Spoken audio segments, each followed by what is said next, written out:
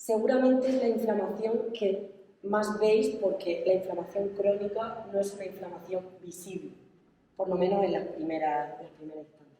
La inflamación aguda, los síntomas de la inflamación aguda son hinchazón, enrojecimiento, dolor, picor en muchas situaciones. Y el objetivo de esta inflamación aguda es aislar la parte anatómica, destruir la sustancia que me está haciendo daño, la sustancia tóxica que me está provocando ese daño, y reparar el tejido. Eso lo hacemos normalmente cuando me duele algo mucho. Normalmente me tomo un antiinflamatorio o algún medicamento que me quite el dolor, que menos mal que están, porque es horrible vivir con dolor. Pero ¿qué ocurre cuando me tomo un antiinflamatorio? Es un buen parche, pero no vemos de dónde viene el dolor, ni por qué tengo ese dolor. Anda. Bueno, pues ha acabado la... Vale, lo que se ha quitado de nuevo la presentación.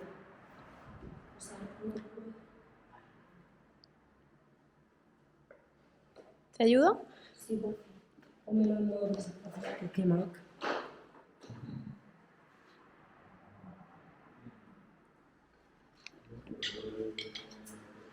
Vale, es un buen parche, como estaba diciendo, pero no sabemos de dónde viene el dolor. Y además lo que hace es parar la cascada antiinflamatoria. Por lo tanto, no se repara esa inflamación. Vale, entonces, ¿qué decimos? ¿Que la inflamación es buena o es mala? Nosotros que somos siempre tan necesitamos blanco o negro. ¿Qué? ¿Es buena o mala? Depende. Es necesaria, ¿no? Es necesaria para reparar el tejido. Vale, cuando esta inflamación no se resuelve, no hay una reparación y sigue a lo largo del tiempo, hablamos de inflamación crónica. Una inflamación crónica funciona cuando hay un agente estresor, una inflamación aguda que no ha sido resuelta y hay una respuesta inmune. Mi sistema inmune dice, ¿qué pasa? ¿Qué me está ocurriendo? Normalmente siempre está por debajo del umbral del dolor, no suele doler, a no ser que sea una inflamación crónica de tipo reumatoide, que sí que es una inflamación crónica que suele doler y produce cambios metabólicos. ¿Qué desencadena una inflamación crónica? Normalmente está desencadenada por virus o bacterias, por algún tipo de enfermedad autoinmune, por obesidad o por deficiencia de micronutrientes y también de macronutrientes, también por deficiencia de proteínas, de hidratos de carbono. Otra de las cosas que afecta muchísimo la inflamación crónica, o que desencadena más bien la inflamación crónica, es el estrés. O sea, somos la generación que más estresada vive. El estrés aumentado hace que aumente el cortisol y que el sistema inmune disminuya. Por lo tanto, la correcta sincronización que debe haber entre el sistema inmune, el sistema endocrino, el sistema nervioso y el sistema digestivo falla. ¿Y qué tiene que ver todo esto con mis dolores articulares, musculares, etcétera? Vale. En primer lugar, bueno, y esto que estáis vosotros y que podéis afirmar, supongo que uno de los dolores que más veis es el dolor lumbar, uno de los más frecuentes. Tiene muchísima relación con la inflamación intestinal y con la inflamación a nivel, sobre todo, de las mujeres, a nivel endometrio, a nivel dolor regla, todo esto. ¿Por qué? Cada vez estamos viendo en consulta que hay más SIBO, que ahora explicaré lo que es el SIBO brevemente, y más problemas hormonales. Cada vez hay más disruptores hormonales que vienen de plásticos, etc. Y esto provoca, por ejemplo, en el caso de mujeres, que cada vez haya más síndrome de ovario poliquístico, más dolores de regla, más endometriosis, etc. Es sentido común. Si yo tengo el aparato digestivo inflamado, si mis digestiones no son buenas, eso no va a contribuir a mi dolor lumbar. Va a haber una inflamación no solo a nivel articular, sino también a nivel digestivo y a nivel de toda la parte del cuerpo. Vale, el SIBO, por si no lo conocéis o no estáis familiarizados, es un aumento de bacterias no deseables o no beneficiosas en el intestino delgado. que provoca hinchazón, que además provoca también gases, estreñimiento en algunas personas, diarrea.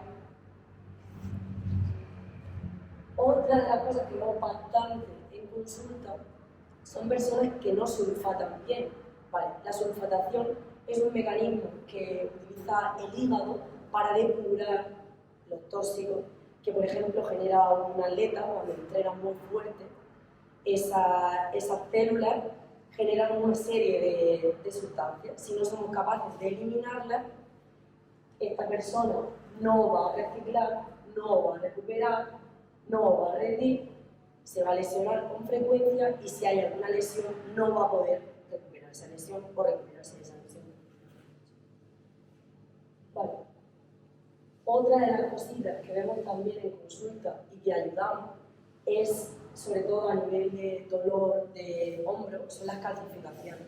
Calcificaciones a nivel articular, lo que hacen es dolor, bueno, están causadas por una acumulación de calcio, un calcio que se queda depositado en una zona y que por un déficit de vitamina D, vitamina K o magnesio no es capaz de hacer la función que debería y provoca dolor, calambre, debilidad muscular y limitación de la movilidad.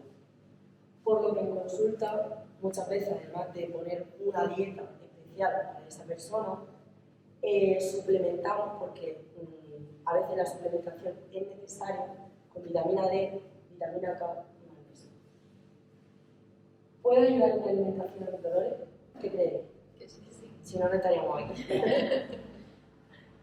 Vale, claro que puede ayudar. Una alimentación rica en fibra y rica en prebióticos ayuda a que mi microbiota, no solo a nivel digestivo, porque pues, si no lo sabéis, yo lo digo, la microbiota a nivel digestiva va relacionada con la microbiota a nivel sistema nervioso o del cerebro, además de la microbiota también de la piel y de todo el cuerpo. Y si yo tengo una dieta rica en fibra, mis microbios buenos se van a poder alimentar. A nivel de alimentos antiinflamatorios, que ahora hablaremos que es un alimento antiinflamatorio y cómo pueden estos ayudarnos, también va a ayudar ¿Puedo muchísimo. preguntar una cosa? Claro. ¿Qué son microbios buenos? Vale, microbios buenos son bacterias, virus necesarias en nuestro organismo que están, ¿vale? Y no es que sean buenos o malos, una disbiosis es cuando los malos ganan a los buenos. Hay más bacterias no deseables que deseables. Por ejemplo, el lactobacillus, lo típico del yogur, es una bacteria buena. Sí, me tienes que ayudar con eso. No, digo, si se me escapa algo, tú apunta. Por ejemplo, Clostridium, que es una bacteria no tan deseable, no tan buena, pero en cierta medida y depende de qué dosis es beneficiosa para el cuerpo. Si, por ejemplo, te pongo un ejemplo, hay más Clostridium en el cuerpo que lactobacillus, tendría consecuencias negativas. Si es el contrario, tendría una microbiota saludable. No sé si me explico un poco. Si al final hay una lucha continua, Exactamente. determinadas... Cuando hay, por ejemplo, estrés o permeabilidad intestinal o una falta de nutrientes, de micronutrientes, de hidratos de carbono, de lo que sea, tu cuerpo descompensa, hay una descompensación. Y una de las descompensaciones que puede haber es que haya una disbiosis intestinal. Ciertos medicamentos también favorecen a esto. Que haya bacterias con efectos más perjudiciales que beneficiosos.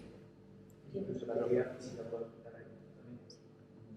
El estrés metabólico, ¿no? O sea, No solo el estrés, sino se ha visto que las personas que practican actividad física de forma regular, su equilibrio de bacterias, sobre todo los firmicutes, que es un reino de esas bacterias, se ven aumentados, que tienen un efecto protector a nivel de salud.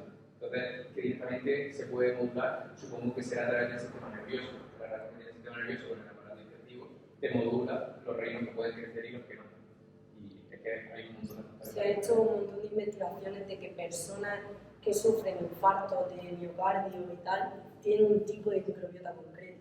Personas con obesidad tienen un tipo de microbiota concreta. Y de hecho, la microbiota es algo que se hereda de la madre, o sea, se hereda de la madre y del padre, pero el tema del parto, si ha sido cesárea o si ha sido parto vaginal, influye muchísimo. el tema si han sido lactancia materna o no influye muchísimo y el tema de la microbiota es una locura. De hecho, cada vez hay más estudios para el tema de la obesidad, que si se tiene una especie y no otra, es más fácil de adelgazar. O sea, esto va a ser el futuro. Perdón. Sí, yo te quería preguntar algo de lo último que has comentado. Si esas están siempre presentes y fomenta una y fomenta otra, o hay alguna que la ingiere. O sea, si no la ingiere no la tenemos. No, toda la microbiota la tenemos. Toda la microbiota la tenemos. Exactamente. Sí que es verdad que en ciertos desajustes intestinales las damos de forma exógena porque a lo mejor esa persona tiene menos y le ayudamos. Por ejemplo, en el caso de la toma de antibióticos, lo que suele pasar es que suele haber un barrido de microbiota. Entonces, en ese caso, se da suplementación de prebióticos y probióticos para que pueda volver la persona a tener la microbiota que debe de tener. Vale, nos hemos quedado por una alimentación natural y ecológica dentro de las posibilidades de cada uno, siempre es más recomendable, pero dentro de las posibilidades, y equilibrar en macronutrientes y micronutrientes. ¿Qué es una dieta antiinflamatoria? Una dieta antiinflamatoria es aquella que tiene en cuenta el ratio de omega 3 y omega 6, que ahora explicaré lo que es, que mantiene una glucemia estable, que es antioxidante y que además es una dieta que ayuda a mi hígado a que pueda depurar. ¿Qué es el ratio omega 3 y omega 6? El omega 3 es un aminoácido que podemos encontrar en el aceite de oliva virgen extra, en el pescado, y es antiinflamatorio. Por el contrario, el omega 6 es más proinflamatorio y lo podemos encontrar en aceites vegetales, en semillas, en nueces. No quiere decir que sea malo. Otra vez. No quiere decir que sea malo, pero se necesita el equilibrio entre omega 3 y omega 6 para que no haya una inflamación. El problema es que vivimos en una sociedad industrializada en la que, por un lado o por otro, nos meten muchísimo omega 6. Entonces, el ratio, si no consumimos el suficiente pescado, no consumimos el suficiente aceite, se quita otra vez. Si no, déjalo en modo así, no pasa nada. Si no consumimos el suficiente aceite y si no consumimos la suficiente cantidad de omega 3, vamos a estar o vamos a tender a estar inflamados.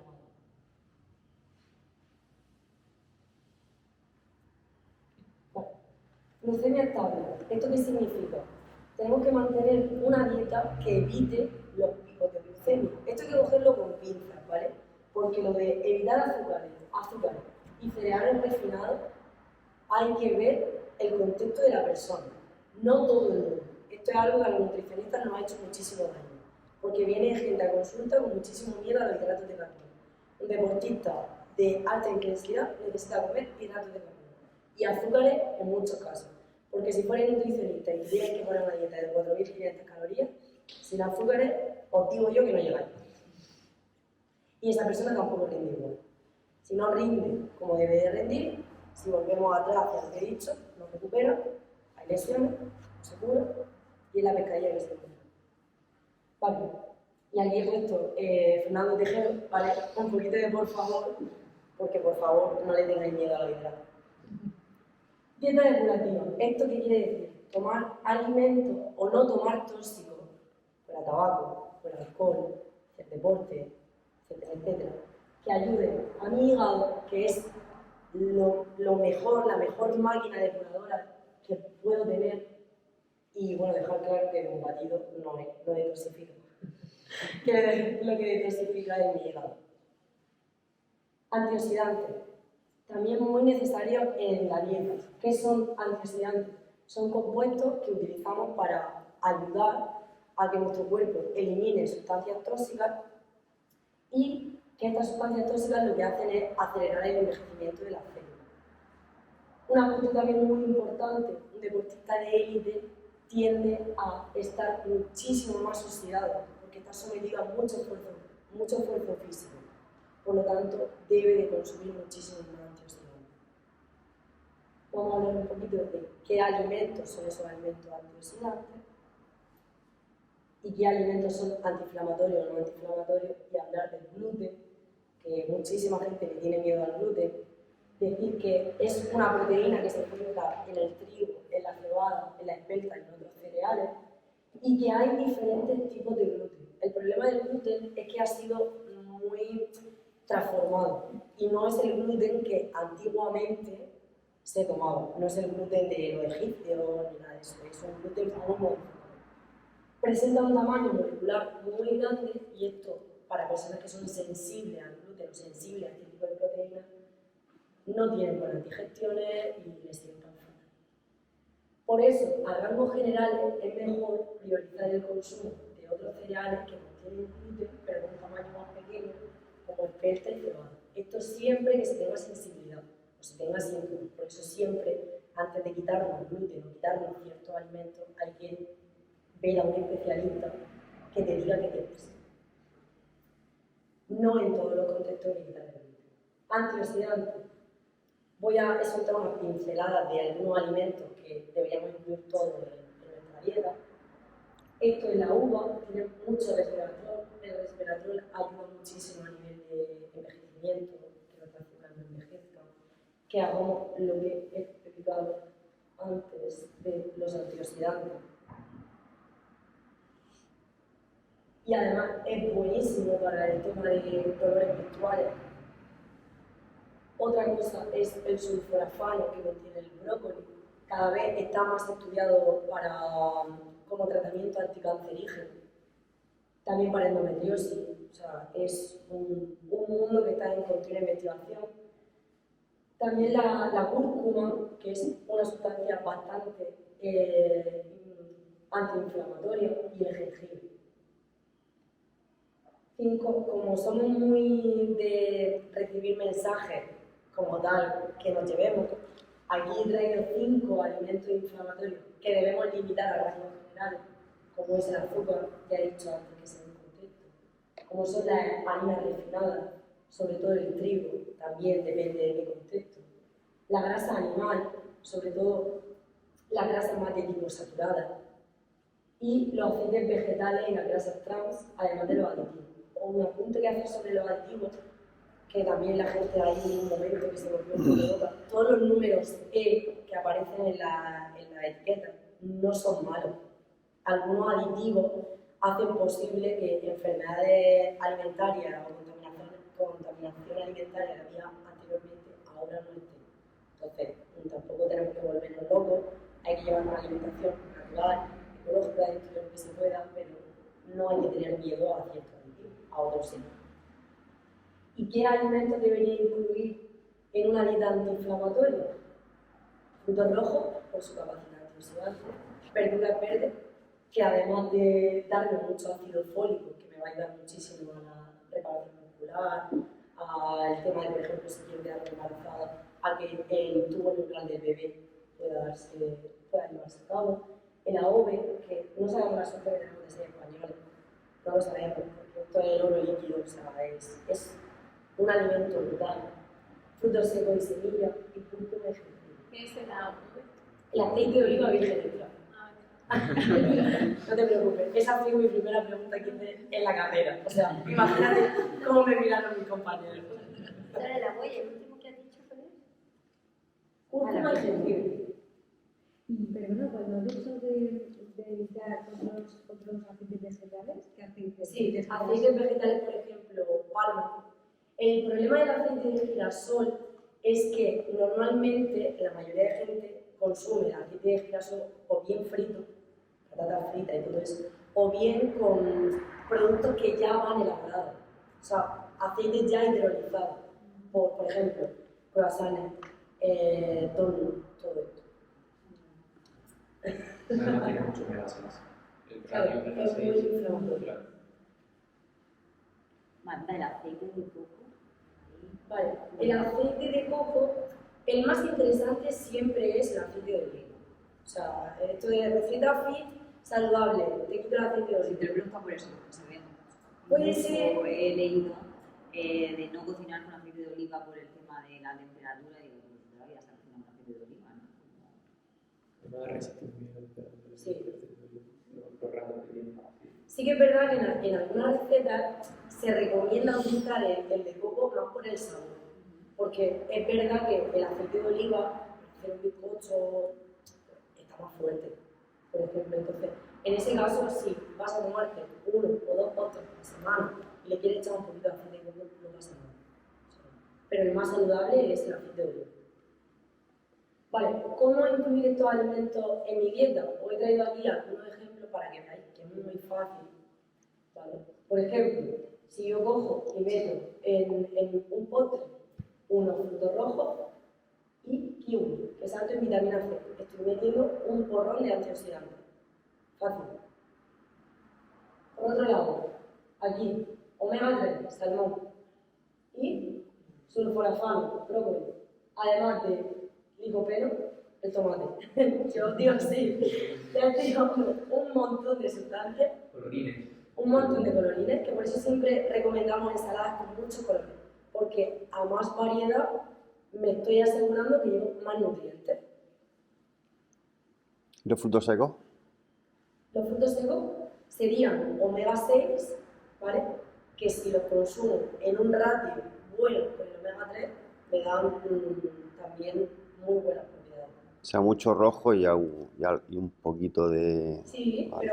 pero a ver, si tienes una alimentación solo basada en frutos secos o no tomas nada de omega 3, no es lo más recomendable, pero el consumo de frutos secos está bastante recomendable. Eso, por ejemplo, se ve mucho en personas vegetarianas que si solo comen nueces, por ejemplo, que te aportan omega 3 y omega 6, pero el ratio de omega 6 es mayor. Entonces, ¿qué tienen que hacer? Priorizar semillas, por ejemplo, de chía o de lino, que el aporte de omega 3 como tal es muchísimo mayor y ya te ayuda a compensar.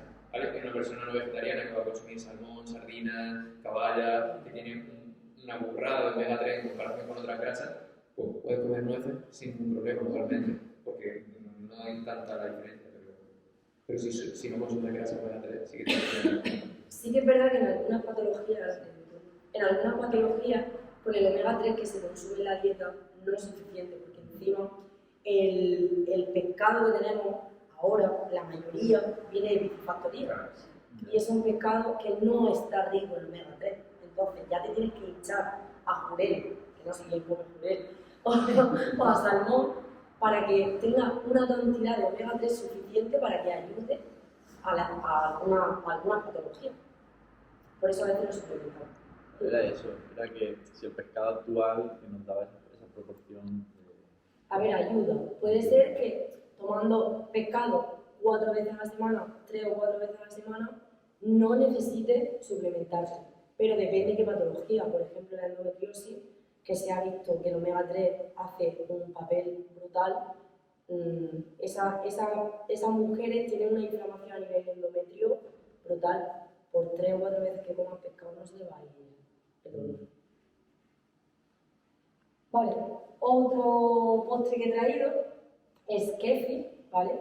Probiótico, con canela, que además tiene un papel súper bueno a nivel de insulina, de regular un poco el tema del azúcar.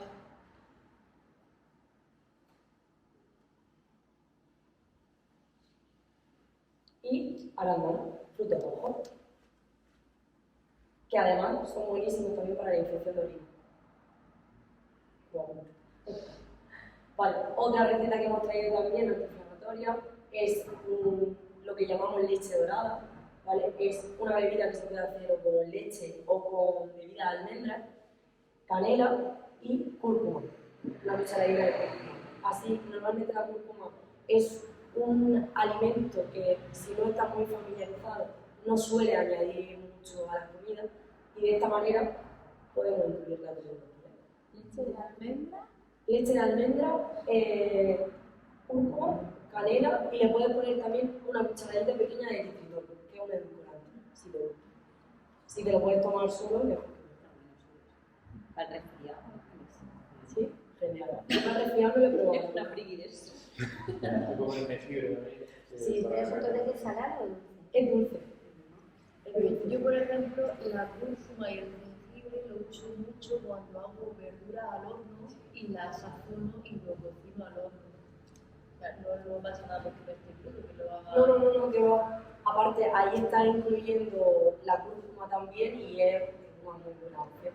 Y aparte, le da un sabor a la verdura más rico, está más sabroso. El tema de, o sea, el tener las especias de botella hechas polvo o tener, por ejemplo, el jengibre o la cúrcuma que tú la rayes, ¿hay mucha diferencia en lo que pueden ser las propiedades que tenga? O... A ver, supongo que siempre que puedas comprarlo a granel o que puedas comprarlo en algún sitio donde no lo envases, no llevará por lo menos las propiedades del plástico, la transición de plástico. Y ahí, depende de la sensibilidad de la persona y el contexto. A lo mejor una Claro. persona que sea simplemente que quiere generar un entorno saludable, no pasa nada porque al final los beneficios que tiene son suficientes. Pero una persona que sea sensible, por ejemplo, a los PPA, a los plásticos, porque tiene un desequilibrio hormonal, pues te va a ir al jengibre fresco, que te da mejor azúcar, conclusión y demás. El problema es que si nos ponemos los nutri tan quisquillosos Claro, con ya. nutrición ecológica, hay que comprar las especias en tal sitio. Si ya a una persona le cuesta llevar un plan de nutrición, diciéndole que lo puedes comprar las tiras de pollo ya hechas, y la ensalada ya hecha, y el pollo al curry ya hecho, esto ni de coña, no sé. Por eso. Y otra receta también que hemos traído son anónimos, que esto, las personas que tienen, por ejemplo, disbiosis o sobrecrecimiento bacteriano, le sientan bastante mejor porque contiene fibra más digerible que, por ejemplo, la lechuga. Además, naranja, otro antioxidante, granada, fruto rojo, y esto es, creo que es manzana. Qué rico. Y bueno, para concluir, decir que la salud no es solo ausencia de enfermedad. Es una frase que a mí siempre se me ha quedado marcada y que no esperemos a estar en las consecuencias, que vayamos a la raíz, siempre, porque aún estamos a tiempo. Y sobre todo a nuestros pacientes dejarles muy claro que el tema del estrés, el cómo lo gestionan, el tema de la exposición a las toxinas ambientales, que cada vez estamos más expuestos. Ya no hace falta que lo cambien. El tema de curar bien una inflamación de bajo grado, que si hay una inflamación a nivel de rodillas, si hay una inflamación a nivel...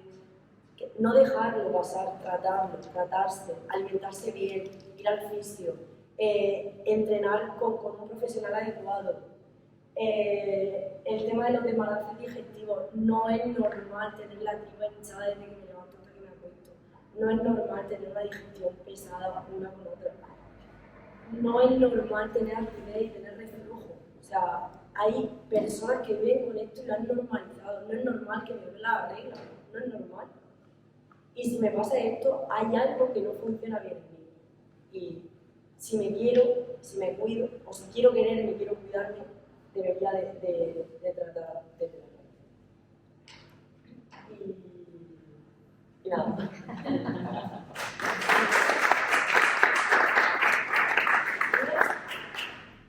Has dicho antes la naranja. Sí, la naranja es muy rica en vitamina C.